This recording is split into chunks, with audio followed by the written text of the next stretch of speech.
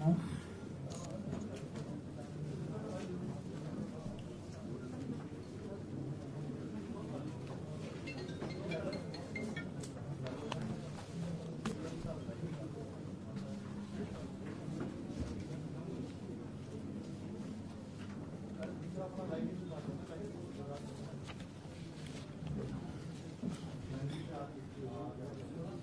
करें।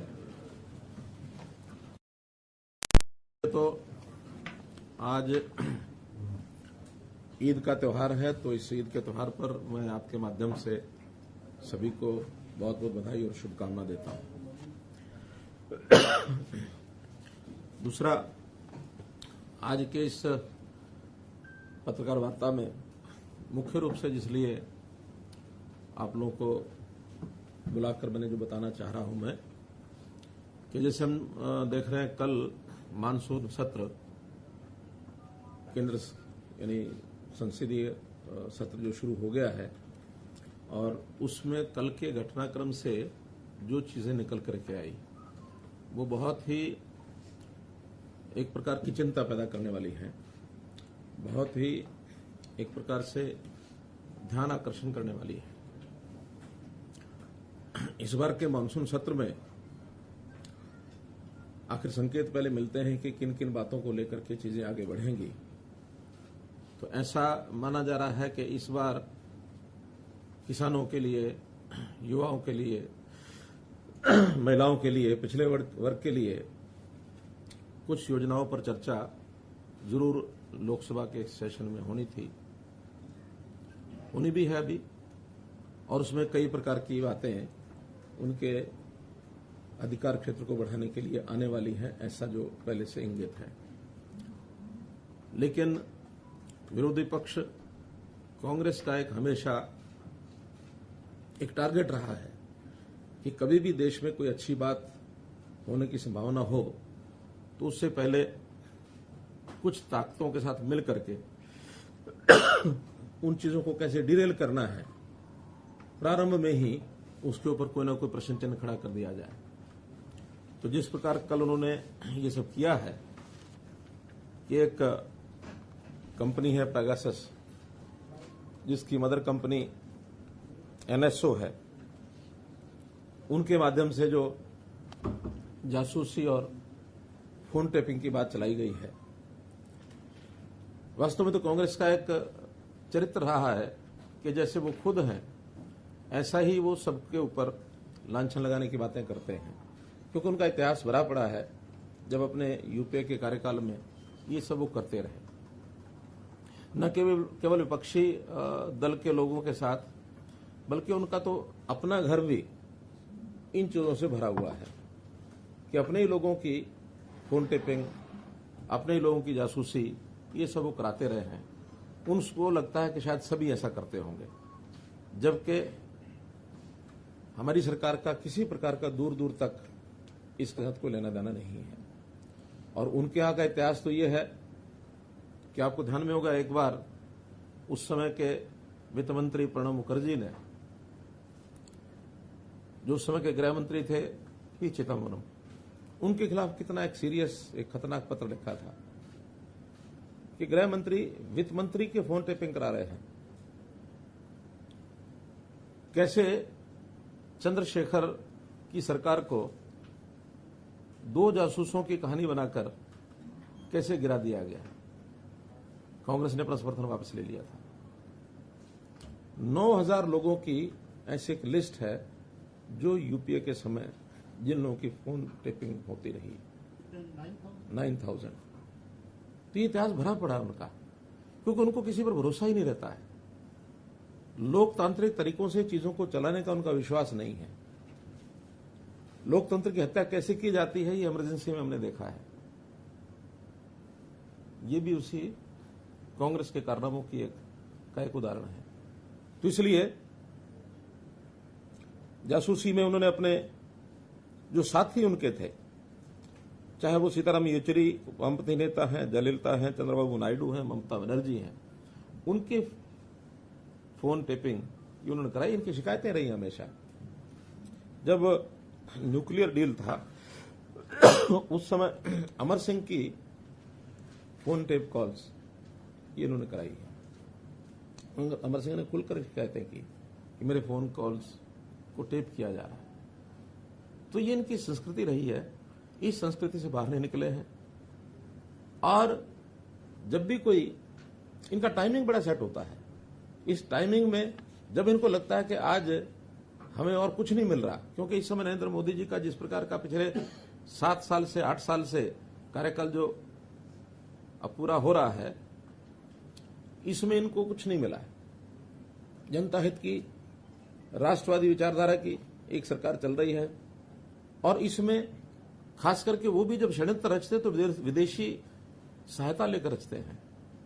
यानी अब ये अगर हम पेगासस देखें तो एक दिन पहले 18 तारीख को एक स्टोरी ये लीक कराई जाती है द वायर के माध्यम से, और ये द वायर भी ये वामपंथी पत्र है, वामपंथियों का एक इस प्रकार का एक बना हुआ है नक्सस। और उससे पहले कुछ दिन पहले यूरोप के अंदर एमनेस्टी नाम की जो संस्था है वो अपने वेबसाइट के ऊपर इन कहानियों को चलाती है। एमनेस्टी ने वहां से छापा, यहां वायर ने पकड़ लिया और वायर ने उठा करके ये विषय उड़ा दिया कि यहां तो पता नहीं कितने लोगों की सारी फोन टेपिंग हो रही है और उनके मंसूबे जो किए जा रहे हैं। हमको क्या जरूरत है इनके फोन टेपिंग करने की, क्योंकि तो बिना फोन टेपिंग ही जनता में जो बोल देते हैं वही इतना हास्यास्पद होता है कि उसी का जो इनको खामियाजा भुगतना पड़ता है। तो हमको इनके अंदर की बातें ज्यादा निकालने की जरूरत होती नहीं है, ये बहुत कुछ वैसे ही बोल जाते हैं। और इस सारी स्टोरी की सत्यता तो, ऑथेंटिसिटी तो हम इस बात से दान कर सकते हैं, ये एमनेस्टी संस्था ये इंटरनेशनल है। तो इंटरनेशनल संस्था की अपने जो उनके जिसको कहना चाहिए उनकी अपनी विश्वसनीयता, उसके ऊपर प्रश्न चिन्ह है। एमनेस्टी जब भी भारत में आकर के काम करने लगी तो इनसे पूछा गया कि आप ये सब काम करते हैं, आपने सोर्स ऑफ फंडिंग ये बताओ। तो इन्होंने सोर्स ऑफ फंडिंग बताने के बजाय ये कह करके कि भारत में काम करना बड़ा मुश्किल है, यहां से बिस्तर बोरी लाद जाओ, और ये एमनेस्टी बिस्तर बोरिया बांध के चली गई। तो जो संस्था अपने सोर्स ऑफ फंडिंग नहीं बता सकती, उसकी कहानी के ऊपर विश्वास कैसे किया जा सकता है? इसका मतलब कहीं ना कहीं इनके सबके तार ऐसी संस्थाओं से जुड़े हैं जो भारत देश की इमेज को खराब करना चाहते हैं। कांग्रेस के ऊपर मेरा सीधा आरोप है, कोई ऐसी बात हमारे खिलाफ कहें, नरेंद्र मोदी जी के खिलाफ कहें या केंद्र सरकार के खिलाफ कहें, जिसका कम से कम देश की जो हमारी संप्रभुता है, देश का जो हमारा मान सम्मान है, उसका तो ध्यान रखें। कोई अपने देश के अंदर की कोई बातें कह करके अगर कोई आलोचना होती है तो हम सहन भी करते हैं, कोई दिक्कत नहीं है। लेकिन जिन बातों को लेकर के हमारे देश की इमेज विदेशों में घटती है, ऐसी चीजों से इनको सावधान रहना चाहिए। इस प्रकार के खेल ना खेलें, वरना देश का अहित होगा। हमारे बारे में विश्वसनीयता ये घटेगी। आज देश दुनिया में किसी एक लेवल पर पहुंचा है, वो मोदी जी की नीतियों के कारण से, एनडीए की नीतियों के कारण से हम लोग कहीं पहुंचे हैं। लेकिन उसको धरातल पर न उतरने देने के लिए, उसको बदनाम करने के लिए जिस प्रकार की कहानियां ये बनाते हैं, तो इन कहानियों को जैसा ये कर रहे हैं इसकी मैं निंदा करता हूं। और कुल मिलाकर के देश की जनता इन बातों को ध्यान रखेगी कि ऐसे किसी विदेशी संस्था के साथ कांग्रेस जो षड्यंत्र करके जिस प्रकार का ये फोन टेपिंग कंट्रोवर्सी को इन्होंने उछाला है, ये सिस्टमेटिक तरीके से भारत की प्रतिष्ठा को चोट पहुंचाने का ये काम है। इसकी निंदा हम सब करते हैं। इतनी ही बात आज की इस प्रेस कॉन्फ्रेंस में मुझे आपके सामने रखनी थी। जो आप ये चिंता बता रहे हैं, ये आपके पास आधिकारिक सूचना भारत सरकार से आई है या फिर क्योंकि इंटरनेशनल और नेशनल इशू चल रहा है, तो आपके पास हमारे पास आपका जो सूचना है, ये जो जिस अधिकार से आप कह रहे हैं कि ये सब षड्यंत्र रच रहे हैं, ये पॉलिटिकल स्टेटमेंट भी हो सकता है, चीफ मिनिस्टर का एक आधिकारिक बयान भी हो सकता है, तो इसका आधार क्या है? ये आधिकारिक बयान है। जब से कल ये सारा लोकसभा विषय उठा है, मैं इसके ऊपर 10 घंटे लगातार मैंने लगाए हैं। मेरी जानकारियां ऑथेंटिक जानकारियां हैं, ये सरकार की एजेंसियों के माध्यम से भी जानकारियां हैं, ये वेबसाइट के माध्यम से भी जानकारियां हैं, ये मीडिया के माध्यम से भी जानकारियां हैं। सभी सोर्सेज से जानकारियों के आधार पर मैं कह रहा हूं, क्योंकि जब एमनेस्टी इंटरनेशनल भारत में आया, उनसे भारत सरकार ने पूछा कि आपके सोर्स ऑफ फंडिंग क्या है, उन्होंने बताया नहीं, बल्कि अपना बिस्तर बोरी लाद करके चले गए। ये तो फैक्ट है। इस फैक्ट के अंदर मुझे कोई अनुमान नहीं लगाना है। कांग्रेस का जो इतिहास है पिछला, वो सारा फैक्ट है। चंद्रशेखर सरकार गिरी कि नहीं गिरी? 2 जासूसों के जासूसी के कारण से गिरी ना। हरियाणा पुलिस के जासूसों के ऊपर ये ब्लेम लगाया गया, क्योंकि कांग्रेस को समर्थन वापस लेना था। आखिर प्राइम मिनिस्टर के घर के बाहर 2 सीआईडी वाले मिल जाएंगे तो इसे सरकार गिरती है क्या? सीआईडी वालों के अपने काम है, करते हैं। अब मेरे बगल में सीआईडी चीफ बैठे हैं, तो इसका क्या, मैं क्या कहूं कि भी ये सब सीआईडी करने आए हैं यहाँ? इनको आपके आप साथ में लेकर कोई मकसद तो है? मकसद तो यह है कि इनकी जानकारियां बहुत ज्यादा हैं। इनकी जानकारियां, सीआईडी का काम होता है जानकारियां रखना, और जानकारियां मैंने इनसे भी ली हैं। ये भी पहले आईबी में थे। यही मैं जानना चाह रहा था जी। नहीं, उसमें मुझे आपत्ति नहीं है बताने में। जो फैक्ट्स हैं वो फैक्ट्स हैं, और ये सारी जानकारियां हम सामान्य व्यक्तियों की बजाय जो प्रोफेशनल इंस्टीट्यूशंस हैं वो ज्यादा जानकारी रखते हैं, हमसे ज्यादा रखते हैं। इनका काम है ये। आपने कहा कि 10 घंटे अध्ययन किया, तो उसमें नाम आया, उसमें कुछ आपकी पार्टी के नेताओं के भी नाम है, तो देखिए इस तरह के आरोपों का क्या है? विपक्ष की जासूसी कराएगा। देखिए ये जो एजेंसियां होती हैं जो इस प्रकार के खुफिया तंत्र के सॉफ्टवेयर बनाती हैं, उन्होंने एक सॉफ्टवेयर बनाया हुआ है। वो सॉफ्टवेयर दुनिया को बेचते हैं। किसको बेचते हैं, किसको नहीं बेचते हैं, उनका अपना इंटरनल मामला, कौन खरीदता है कौन नहीं खरीदता, ये खरीदने वाला का मामला है।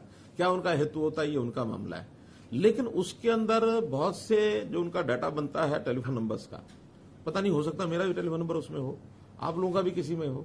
तो डाटाबेस जो होता है फोन नंबर्स का, वो जो 50,000 फोन नंबर्स जो रिलीज किए गए हैं, वो उनके हो सकता है टारगेट रहे हों, लेकिन वो टारगेट किसने बनाया और कौन सी कंपनी ने कहां से जाके लिए, और वो सारे कोई उनके ऊपर कोई स्पाईवेयर काम किया कि नहीं किया, ये कहीं कोई प्रमाण नहीं है। मेरा फोन भी है, मैं भी सावधानी से ही अपनी बात करूंगा, क्योंकि हो सकता है मेरे फोन भी कहीं ना कहीं किसी ने लगा रखा हो। दुनिया में बहुत सी ऐसी एजेंसीज हैं जो इस प्रकार के जासूसी काम करते हैं, दुनिया में है। लेकिन हमारा उसमें क्या रोल है?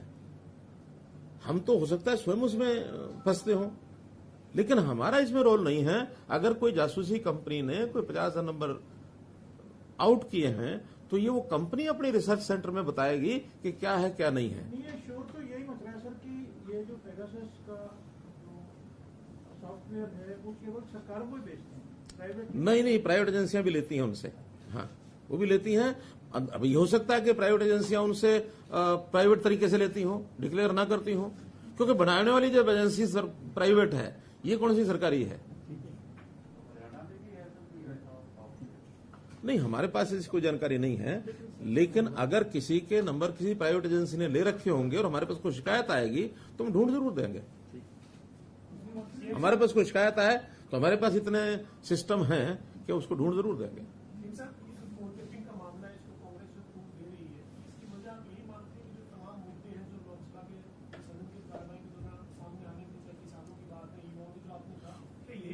उनको कैसे ओवरशैडो किया जाए, उनके ऊपर कैसे एक ऐसा मुद्दा डाल दिया जाए जिसके अंदर चर्चा चलती रहे और बाकी सारे विषय गौण हो जाए। मुख्यमंत्री जी, दुनिया के 17 मीडिया ऑर्गेनाइजेशन ने मिलकर ये पेगासस प्रोजेक्ट पर काम किया है। कि आपका मानना है कि ये सारे वामपंथी विचारधारा से जुड़े हुए हैं? उसमें वायर एक है। हाँ, वायर एक है, तो वायर वामपंथी है, आप सिद्ध कर लीजिए। वाशिंगटन पोस्ट, द गार्जियन, सब ऐसी ऐसी संस्थाओं से जुड़े हुए हैं जिन संस्थाओं का किसी देश के साथ कोई लगाव नहीं है। ये सब अपने अपने तरीके से ये काम करने वाली संस्थाएं हैं। ये कोई देशभक्ति या देश के प्रति प्यार रखने वाली संस्थाएं नहीं है। सवाल ये है कि लोकसभा से पहले क्यों आते हैं?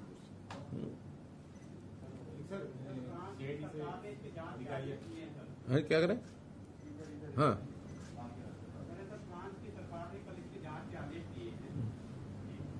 सरकार ने, फ्रांस की सरकार ने तो करे ना, फ्रांस की सरकार जांच करे और जांच के तथ्य जो सामने आएंगे उसके बारे में अपनी टिप्पणी करेंगे कि हाँ सरकार ने किस मंसूबे से की है। क्योंकि कोई दूसरा देश किसी दूसरे देश के बारे में कोई बात टिप्पणी करता है और कोई जांच कराता है, उसका भी अपना कोई मंसूबा हो सकता है।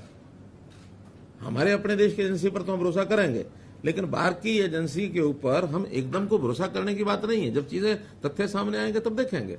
और देखिए, इन सारी बातों का एक जो मुख्य बात है, मान लो ये विषय था भी सही, कोई ऐसा असल में तो कोई है नहीं, लेकिन इसकी कोई विषय को उठाना ही था तो ये 20 दिन पहले, महीना पहले, 2 महीने पहले, 15 दिन पहले क्यों नहीं हुआ?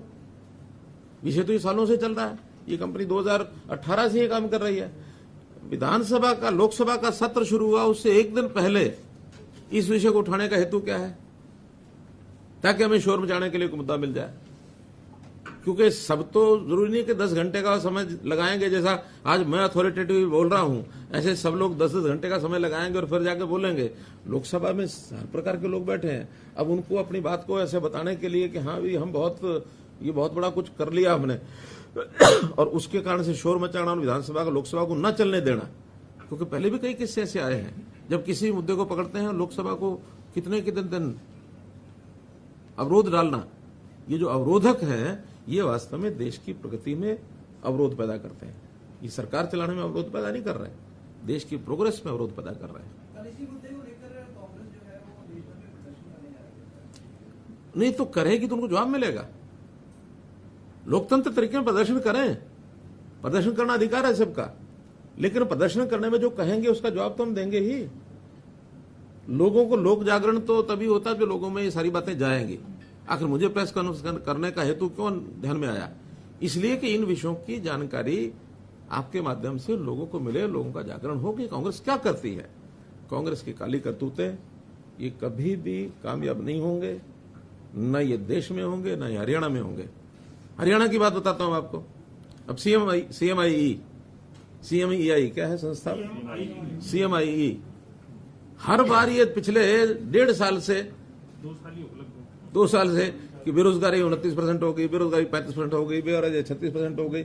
और हमने कहा कि सेल्फ डिक्लेयर्ड, जिन लोगों ने डिक्लेयर किया कि मैं बेरोजगार हूं, वो 6.1 है। हमारे पास तो अब क्योंकि हमने तरीका खोज लिया अपना, ये तो सैंपल इकट्ठा करते होंगे CMIE वाले, तो 2000 सैंपल ले लिए, उसमें कुछ रिटायर्ड लोगों भी डाल लिया, कुछ और। अब रिटायर्ड आदमी क्या कहेगा मैं रोजगार वाला हूं? 60 साल से ऊपर के आदमी का तो पूछने का कारण ही नहीं है। बेरोजगारी होती है 18 साल से 60 साल के बीच में, रादर 18 से 58। ये जो 40 वर्ष का जो कार्यकाल है किसी का, इसमें रोजगार है कि बेरोजगार है, इन्हीं का मूल्यांकन होता है। अब 75 साल के आदमी को आप कहेंगे क्या बेरोजगार है कि रोजगार है, कोई अर्थ है? या किसी स्कूल कॉलेज विद्यार्थी को कहेंगे रोजगार है कि बेरोजगार है, कोई अर्थ है उसका? कोई अर्थ नहीं। आपको मंत्री तो कह सकते हैं रोजगार मिला होगा। कुल मिलाकर सेल्फ डिक्लेयर्ड लोगों ने 6.1% लोगों ने कहा कि हाँ मैं बेरोजगार हूं, और मानते हैं 3 से 5% बेरोजगारी हर एक देश में, हर एक प्रांत में, हर जगह रहेगी।